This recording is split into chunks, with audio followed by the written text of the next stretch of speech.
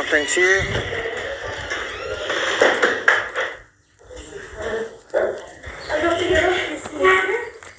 Right, okay, well, my son was recommended by Dr. Frogler from that side, yeah? And so my son came in and we saw, well, we didn't see him, but we had the ER section there on the second of August.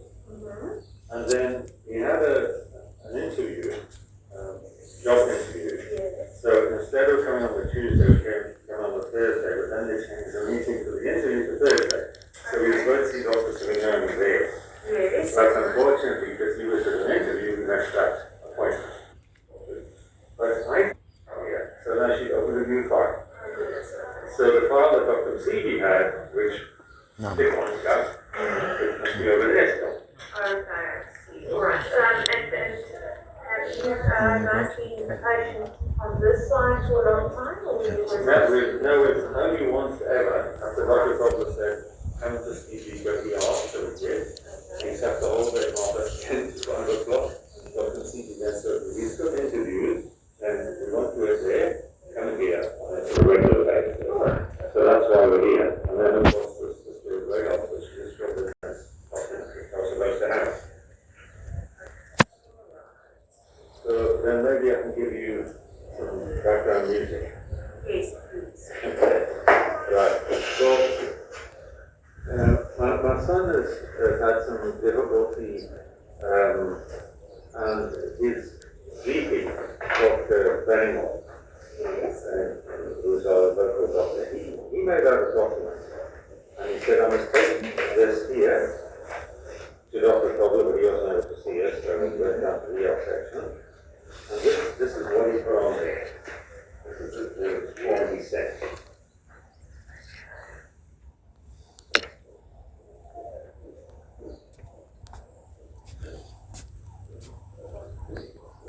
So basically where my son is, he is, and he'll tell you, he's been on the drugs. No, that's not true. So this is a doctored report. Number one, this is a doctored report, right? There was no drug test done, no nothing. I use marijuana to treat bipolar, which is allowed by the FDA. I'm sure you know what the FDA is. Right? At the age of what? 7 or 8? I think it was quite a long time ago. The last report we had was from Dr. Franco Collins. Yes. And that was in 2006. And he said that Julian has got phase 2 bipolar, and it's a lifelong thing. So we said, well then, what do we do to overcome this? And so Dr. Benningham suggested that he takes Fluensil. He gave him an injection of that. Okay. But he did have that at the rehab about a year before that. They felt that it worked. The Julian will tell you what the reaction to that. And then he wanted some Valium. And so Dr. Benningham gave Valium. So Julian will tell you the reaction to that. But basically, he needs some medication that helps him. He believes in marijuana, I don't. And that is, I think, a solution of trying to find.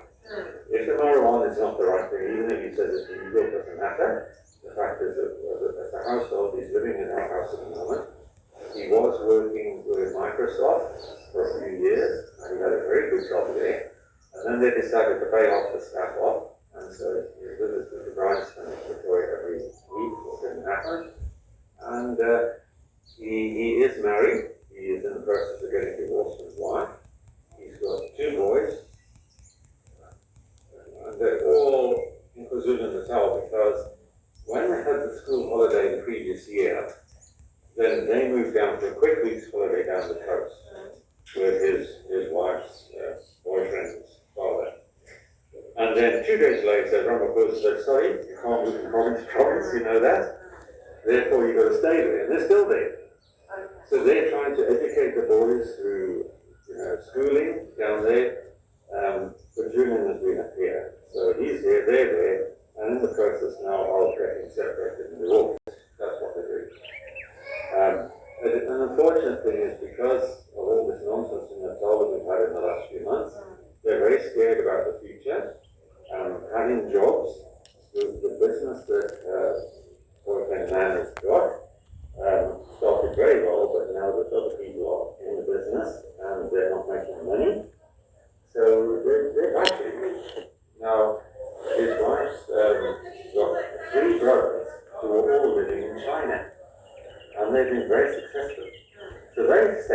few months ago, we believe, that, you know what, why don't you come to China for a year or two? The children will get free schooling, we'll get free housing, both of them will get good jobs, and then a couple of years later they can move to some other part of the world, back to South Africa if necessary, or to the UK, or wherever. So that's the situation that we really have, is that these children are not looking anymore, their wives divorcing him, you know, I don't think we need to go into all the detail of how that happened, but it didn't work out, right? The marriage didn't work out. But they were living in Linwood Ridge, they were going to the schools there, all three of them, the daughter, or my own daughter, is his wife's first child. It was not his child. The two boys are his. Sorry, what was your job at Microsoft? I was a field rep. And then how long were you in? 2 years. So when did the company do the load? Oh, I can't remember. It was about a year and a half ago or so.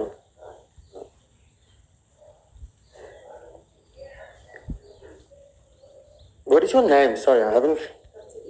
Yellow. Nice to meet you too. Where did you study? Is it? University of Cape Town, Stellenbosch. Okay, why? Where did you study? Me? Oh, I don't study. I got my education for free. So, the main reason that I wanted this meeting is, what are you? Psychiatrist, psychologist? Psychiatrist. Oh, well done. I love psychiatrists. You can give me meds. So, we've been at this game for a long time, right? I sit on the one side as the head of a syndicate worldwide. You're part of the same syndicate on the other side. I don't believe in mincing words or using codes. I would like to meet your head. Okay, I'm going to use you as the messenger. You obviously, no, let's rephrase that. I know you know who I am because my reputation precedes me and the whole of South Africa is shitting themselves at the moment.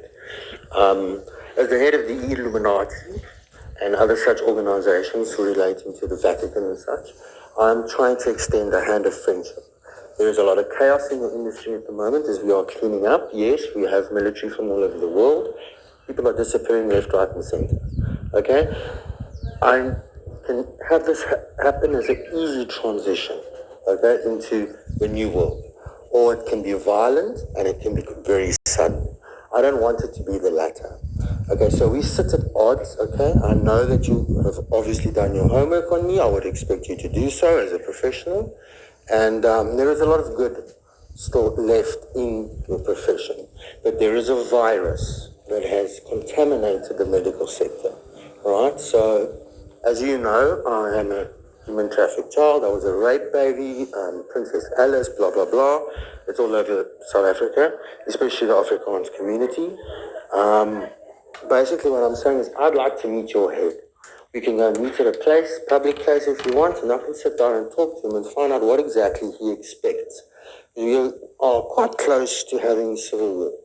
Right, we had a little run-by when we halted South Africa 2 weeks ago. Most of the shops burnt. That was a test run. I don't want it to progress any further, but things are getting bad. They've cut my internet line. There's a whole bunch of stuff happening now. I'm a busy person, right? I manage a lot of things worldwide. So I've just taken down the Milanese syndicate, and I'm busy now with the medical profession. I'm starting to sift all the links, etc., etc., etc. That's basically it's why the same we're here. website. I've got my doctor. I want Valium. Okay? You use the middle of the eye. The marijuana thing is a red Bring herring. down. It's illegal. It's legal now wherever I use it.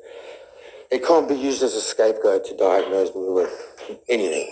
I'm definitely not in psychosis. I'm very determined, as are we all on both sides. But I do believe the time has come for me to at least extend that hand now. I want to go home. Right? So this is not my home. I don't come from this country. I was human trafficked. Okay, there's more than enough research being done and some stuff being given out on Facebook, as you know. And I'm busy now, right? I've got a lot to do. So I know last year when I first came out and I started to go off on the websites, the Facebook sites, everybody was like, who the hell is this guy? A year and a half down the line, still got your country on shutdown along with the whole world. Everybody knows who I am. See the middle eye. Again, sorry to have to, bring you into this. I don't know why they chose you. Grobler wouldn't see me. I don't blame him. But I want to meet your head. So your head is obviously somebody that wouldn't be advertised. It would be somebody sitting at the top that you could pass up the information via whatever channels you do. And I'd like to meet. Okay, this is a meeting where we can sort things out so that the whole Afrikaans community don't end up in a concentration camp. There's stuff coming out now where it's ugly. They want to poison township. It's ugly stuff. But there's millions of Afrikaners that are not involved in this, that are getting pulled in because the Obiabia are cowards. Then they'll do something and then they hide behind stuff. Now, I'm fighting for the Afrikaans generational nation just as much as anybody else. But it's getting to a point where I'm not going to be able to stop what's going to happen. I know there's state capture throughout Africa. Okay, the Africans are finished. They're living in cesspools, uninhabitable places like locations. This is obviously a setup, right? So we can't carry on like this. South Africa's in chaos. 1 to 10 months. Medical sector's finished. Psychology, psychiatry, worldwide, finished. I mean, so again, there is a place going forward for everybody, but there is a way to do it. So again, I'm passing this message to you in the hope that we can reach some sort of agreement higher up. I think that's fair. I am a man of my word. I'm very determined. So, yeah, I'd appreciate your assistance in that. We can chat about that and make plans. You can just tell me how long have you been aware about these things going on around you, as... Well, pretty much my whole life. So, yeah, my whole life. Let's leave it at that. And when has it started becoming sort of unbearable? Not unbearable, when has it started becoming too much, What's becoming too much is the constant interference, okay, from South Africa at the moment. I'm busy now with the Middle East.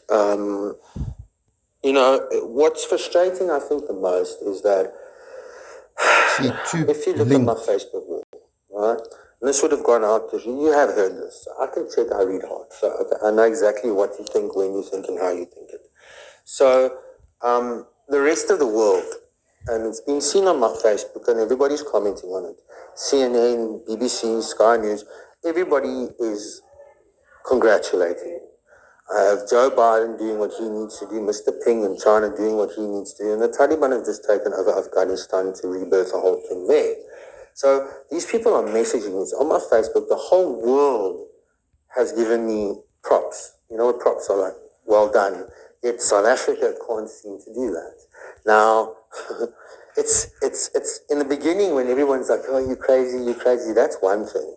Now, when I've got streams from people like Madonna, Britney Spears, I've got my personal things in Taylor Swift CDs and songs and music videos, Joe Biden, Boris Johnson have made comments, JG, all over that, BBC, Sky News, Al Jazeera, JG, at this point it's like, look guys, really, the only reason you're trying to gaslight me now is because you're trying to play down according to another agenda that you've got going. So it's kind of switched now because it's become redundant, this whole, oh, you crazy. No, I'm not crazy. It's here, right? I think if you look around at what's been uncovered, it's here. Okay, so it's not going to go anywhere. It's not going to stop. The coronavirus is me. COVID-19 is an operation that we are running. I know this doesn't sound crazy. You see, this is another thing that they did. They gaslighted me. People in your profession, like you, are very clued up on this. So you are fully aware that it's not crazy. It sounds crazy, but it's not. So I think the thing is that I want to leave now soon. Okay, I want to fix what needs to be fixed, and I need to go away from South Africa. A lot has happened here. From the moment that I got here, I'm an orphan. I'm a rape baby. So I hate human traffickers. Okay, I put them down worldwide. So again, we've had people living in fear for the last year and a half. I think it's time to come forward now and start to get the ball rolling. South Africa's on the edge of civil war. That's where we're at. Zimbabwe, Uganda, Angola, Nigeria, a few of the other countries, Namibia, that have all been state captured, they're all on the brink of civil war. Okay, so it's difficult to manage everything that I'm trying to manage. Then I've got South African people getting in the way the whole time. The internet thing is unacceptable, right? I need to be able to speak out. That is unacceptable. The fact that we can't have our internet, that's number one. The snotty comments from Facebook coming from certain psychological Facebook pages and things like that, as if these people can even understand where I am at. According to them, a year and a half ago, I was mad. Now the whole of South Africa is shitting themselves because all of a sudden I've got backing from the whole world. That's why I'm able to do what I do, and I'm not shot, I'm not dead. Year and a half down the line, anybody else that has done what I've done would be dead by now. Okay? So, again, I'd like to meet your head.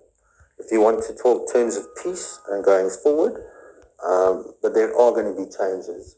Naturally, my phone is hacked, so agencies like FBI, CIA, MI5 and 6, Interpol and such are all listening right now. They have to, for my own protection and for those that I'm involved with. Okay, so this is very serious. Jean, I just want to find out in terms of medication in the past. So you saw Dr. Colin at some point years ago. Subsequently, have you been on medication from the GP or from other? Yes, I've been on medication my whole life. Okay. From the age of 4.5, I was put on methylphenidate by Andrila Larikos. Okay. Mm-hmm. Are you still taking the methylphenidate? No. I use Valium now, so I mean. Alright. And any treatment from Dr. Colin that was continued? We got epilim at any point? Epilim, lamectin, Surzone, Tofenol, Topamax. He was in 14 schools, and that was a problem. So various people, including Larikos, which is one of them. Dr. Reck was one of the originals, who was at West obviously before he got killed. And so after him, and I think Larikos was working with him anyway. So that sort of went. And then various doctors along the way. I mean, my wife's taking to quite a number of doctors. And had various medications to try and get this, what I think Colin was right in saying, it's phase 2 of this thing. And how do we deal with it? Julian's solution to that is to go on cannabis. As a family, he said he was staying at home now. When he was married, and obviously he was living he was rich for the last time, he and his wife went to the Blue Hotel. He was in charge of Microsoft in that whole Blue Hotel area, which is great. And I think the family were enjoying the thing, when they got married, because she was pregnant when he got married with his first child, which was somebody else, right? You're the psychiatrist. Can I ask you a question when you're done, please? Yeah. So, I think he got married after she moved into the house, and Skylar was born, and then came a few months later into our house. She grew up in our house, and it was like, whoa, 30 years of Skylar growing up, running down our passage into our bedroom, getting into our bed and things like that. That's how it all started. And then they got married, and then they had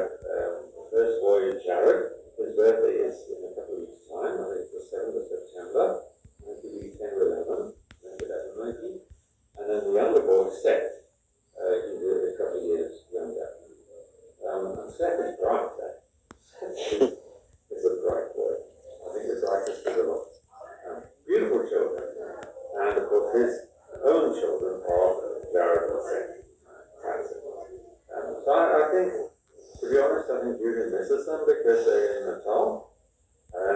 But, the relationship went wonky, I think, when she met this friend who Julian was playing, what was it? She had an affair, actually. And the kids have been taken. It's not that they illegally taken out of this province to another province, and now they're going to be taken out of the country illegally, and I was forced to sign the divorce papers giving them right to take the children legally. So it's a bit of a mess, but there's a reason I have half the family in China and the other half in England. So we've got them watched closely. Julian, so at the moment you're just taking Valium, is that A right? Valium and marijuana. Okay. How much Valium were you taking? Like 3 a day. Okay, where did you start with that? Probably 3 weeks. 3 weeks. Yeah. Because you see, Doctor, he was in the rehab for 11 months in Bristol. I don't think a house angel, not the best thing having a clinic. But when he came out of there on his birthday, the 29th of January, he came back up because obviously the flat that he was in before he went there was given to somebody else. So he came back to our house. And he's been in our house ever since. Since January. Since January the 29th. My wife is 172, she's 76. So looking after a 36-year-old person who's on marijuana doesn't go off too right? It's not ideal. That's why we're trying to find a solution to Julian that works for him, where he doesn't have to live in our house and give us the stress we get every day. Right. And any other substances, Julian? Just marijuana? No, just the marijuana. Alcohol? I hate alcohol. And the Valium, do you find that harms you? Yes, please. A lot. I need Valium. And you had, on the date that you saw the GP in July, you had the injection, and that was last Saturday. I don't like the fluanxin. It shuts down part of my mind that I use. So it's a known thing that people get to disconnect self from self and you cast on them. It's a magic thing that the Buddha won't do and the Masonic orders. Understand the Dr. Benioff has been on GP for years. It's doing backwards, okay? He's been in GP for a long time. So when he came out of the rehab, and they had given him rounds of letter, they felt his health, right? He wasn't a marijuana when he came out of there, because he wasn't alive, okay? And one comes out of it is a number of the jobs or places that maybe he can work, because he's got a lot of professional skills, right? And qualifications. And he wouldn't be in Microsoft if he didn't do a good job. He's one of the best people in field marketing in Microsoft. Their offices in Bryanston, he went there every week for a meeting. And the report he had to do showed that he was one of the best performers and was looking after the Victoria region very well. So when they said, look, we're paying off our first staff, why? That was just a decision from America. So that's why I think he got quite depressed about the fact, well, look at the job I'm doing. Why are you getting rid of me and all these other people? What's going on? So I think at that point, he felt, and he can honestly say it, that he really felt, well, what am I going to do now? I was working so well for this company, international company, I was the best performer, I was in charge of the Victoria region. So now, if you don't want me, then, what am I supposed to do? And not having a job for 2 to 3 years is difficult. So when he came out in January, when I brought him out of then it was find a job. Get a job that you're good at. He's got certain qualifications, which is plenty of jobs out there. But also with COVID-19, it's difficult. And when you think 6-year-old, man, they say, well, your name is not Mr. Zulu, so, why do you want to employ you? And that's been a stressful factor. I've been trying very hard to get him a job. And he's been trying to get a job. But without that, to be quite honest with you, my wife and I are saying, it's very difficult for us to run a house. We've got a bed and breakfast. So of course, with this COVID-19, there's not many guests at the moment. We've had the bed and breakfast for 25 years. And we're saying, well, if you, in our house, you're not earning any money, you're not really doing much work around the house either, because you're busy with this other stuff. So why are you in our house? Where should you be, or what job should you be doing? That's really the solution we're trying to find, a suggestion of like you, the profession could say, okay, you can go on this drug or this thing, but the other thing you must do is maybe social work must help out or help him to find work. Right. Difficult. Can I just ask, have there been any admissions to psychiatric institutions in the past, SPBs or? He was in that studies many years ago. Right, when was that? Well, when Dr. Reck was still alive, that's a long time ago. How long were you there? Can you remember? I was there, I think, for 6 months in-house. First, when I was 8 years old. You might remember better than I can. Yes, Larikos was there. They physically abused us, psychologically abused us. I did make note of that. I told you, remember? It was there. Then there was Denmark, where I was sexually abused by, I think, a CJ Foster while I was under hypnotherapy. I was about 12, 11. So Denmark and Vestkop, yes. All right, and then I just want to get some clarity. So the admission this side didn't happen because Dr. Probler couldn't see him, or? Well, basically, Dr. Probler was suggested to me, okay, by various people who are in this business of trying to help people get off the drugs and get into the life and all that stuff. So I phoned him, and he spoke to me, and he said, well, Benjamin, you must come to your department, check in there. And the day we came so late, they told us, go to Troy West Hospital. I said, well, I'm not going there. I'll come and see Dr. Probler or one of his people. And so they said, well, sorry for you. So when I spoke to Dr. Probler, he really apologized. I said, well, who was it told you this? I said, I don't know, some dude at the reception there just told us to go away. But we came to you. And then when we did go there, which was the Monday the 2nd, we got the office at 10, I think. And Dr. CP saw us after, I think, 4 to office 4. She interviewed Julian, took the blood test, the blood sample. We got to know the result of the blood sample. And that was really good. And then we were told, well, look, then you must come to this clinic. Okay? Right. So I think the original idea of Dr. Probler was that maybe if he comes into Steve Biko for a few days, then the team, one of the team, can assess him and then give us a good direction on how to go forward. But because he had the interview set up, we thought, well, we can't do that. So let's try to go on a more regular basis, a sort of weekly, daily, monthly basis, not having a mission into the hospital for several days. Okay, so the both of you were not on board with the admission, being admitted to the hospital? No. Well, it was a suggestion by Dr. Probler, and we waited the whole day till 4 o'clock in the ER, watching everybody else getting sorted out. And eventually, Dr. Seeley came, and she took the blood. She forcibly took the blood. Again, no consent was given. So again, this is breach of ethics, a gross violation of human rights. I was forced to take the flyangsil as well. I did not give consent, but I was threatened. So again, breach of ethics. I think the summary, you've got a summary, is basically that as a family, I'm trying to see that Julian has work, has a job to do, and whether it's physical or not, and that he earns money and pays his way.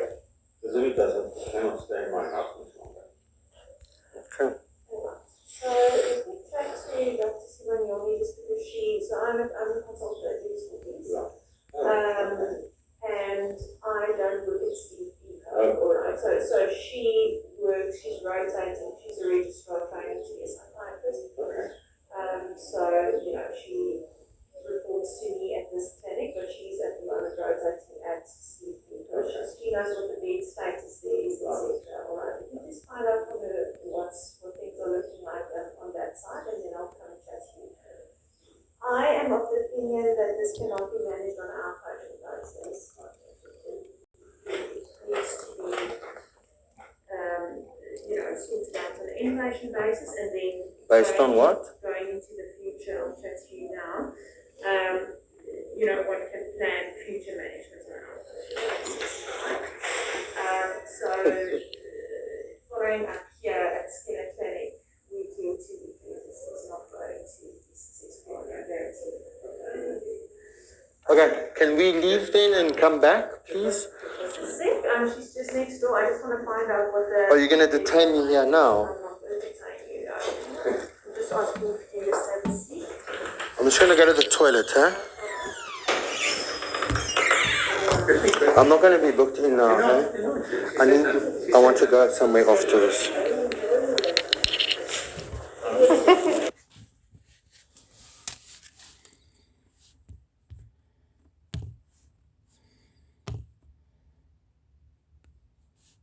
You see, from the start.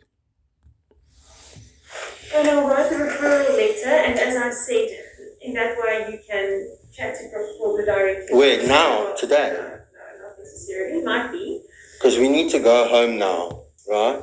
I have things I need to do. What is it based on, your decision to admit me into a psychiatric facility? Alright, so your need to speak to our head will be addressed in that way, so that we'll be able to speak to Dr. Corbett. Okay, so there is no reason for the admission. No, that's one of the reasons.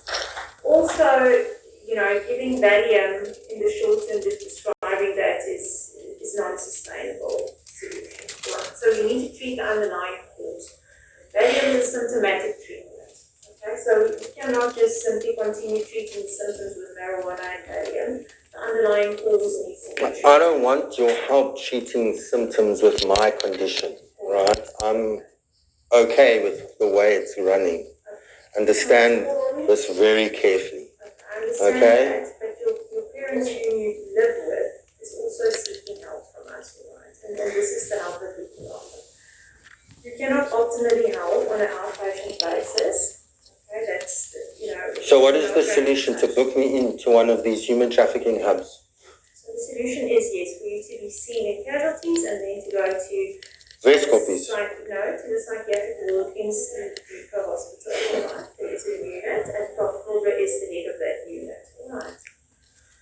And then there they can have the time and the luxury of a bit of time and be able to sit with you and the family to be able to prescribe appropriate medication, give stabilization on that, and then based on that either discharged or depending on what the response is somewhat long average. Okay, but it's, we're going to go in circles if one is going to continue going to casualties and then going home, for various reasons, whether it be interview or whatever the case may be. I mean, we need to stick this out. Okay, so there we have it. Listen, You know Ivan from Scotland. Pardon? You know Ivan from Scotland? No. He's at Winchester. Okay. He was suggested as a possible person to assist. No, it's just a person who really went to see him in a few minutes. So those Dad, things listen. are all for future reference, that those are all options, but stabilization is the key. Yeah. Okay. And that's Okay. what needs to be done on the inpatient basis. can I speak to you? I'm sorry. Can I give a word of sorry? Okay, listen, can we go? Is it fine? Please stand with me outside now. I'm asking for your help, John. I'm not going now to speak to you. I'm going to walk home. I'll leave home. I'm not going into a hospital again. Listen to me. You're not going anywhere but home now. You understand? They're making a suggestion, right? Please take me home and protect me now. Protect me from these fucking people. Julian, just stop. Just stop. Every time people want to help you, you're against it. You know everything is getting under the rules. Please stand up for me now. These people, You're going home. please. Their final communication is Then I will talk to Dr. Coleman and see what's the story. You don't listen to the bullshit this bitch is speaking. Julian, don't bother that. Please, I want to go home. I'll sell my bed and I'll go home.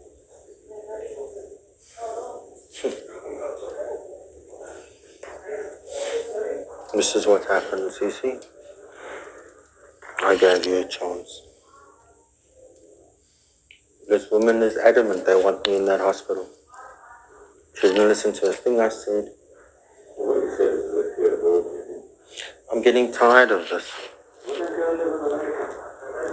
If I could, I would. If they're any good, if they're no better than these people, then why don't they... Don't let them admit me. Can we please leave? Please take me home. I won't take them until she's come back and said, you're out here. Okay, you did it. Just I start walking. This is weird, Judy. But I'm weird. I'm freaked out, man. Behave yourself, Judy. She's trying to convince you to take me there. Please.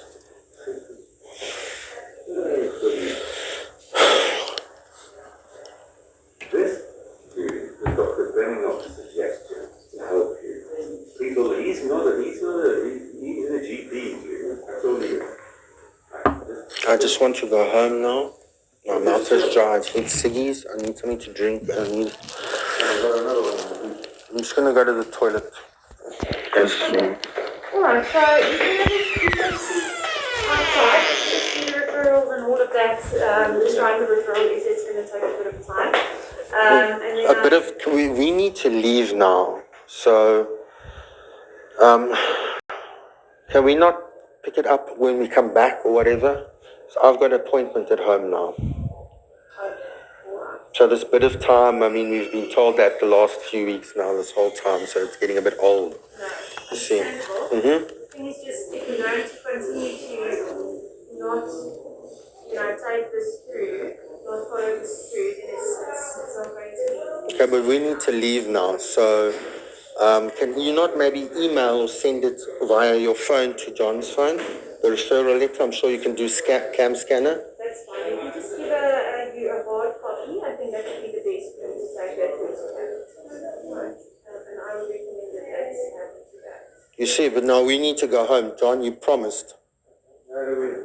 Dad, please, this is a setup now. Dad?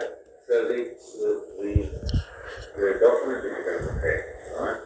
Hawks, I want you involved. Can it be emailed to me? Yes, I can. I could personally collect it. Thank you. Yeah. As long as I'm understanding the key file. How does that work? Where do I collect it from? What, this document? The document. It's going to be much easier if you just give me 1 minute just to A write minute. the referral letter. Okay. No, come with me, please. I want you to come with me. Please come with me. 1 minute.